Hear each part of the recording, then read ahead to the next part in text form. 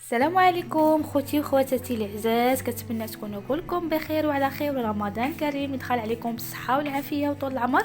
اليوم جبت لكم واحد العشيوه سهله وبسيطه وغتنال اعجابكم، وتقدروا ديروها كوجبه غداء لوليداتكم بما اننا مقبلين على شهر رمضان ان شاء الله. دخلوا علينا بالصحه والعافيه، ميمكنش نخليو وليداتنا بلا غدا.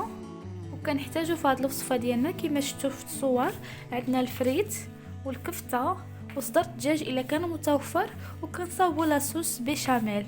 هذه هي مقادير الوصفه كتشوفوا معايا، وكذلك الفرماج الاحمر.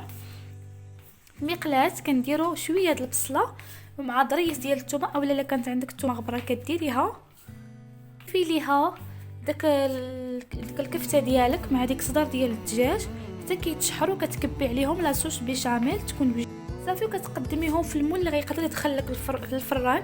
انا عندي هاد البصلات هادو كيدخلوا للفران.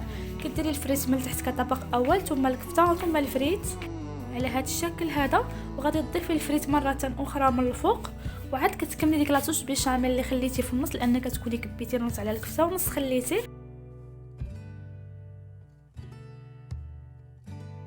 صافي، وهنا كتضيفي ما تبقى من لاصوص بيشاميل على هاد المرحله هذه، وكديري عليها الفرماج الاحمر كتكوني حكيتيه.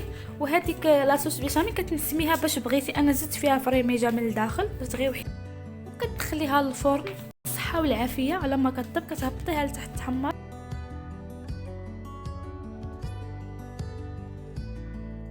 وكتقدميها بهذا الشكل هذا. الصراحه كتجي بنينه ولذيذه، واكيد غادي تعجب وليداتكم كوجبه غداء في هذا رمضان هذا، سهله وتقدري ديريها حتى السحور الا بغيتي على حسب الشهوه، بما انها فيها الكفته كتجي بنينه ورائعه.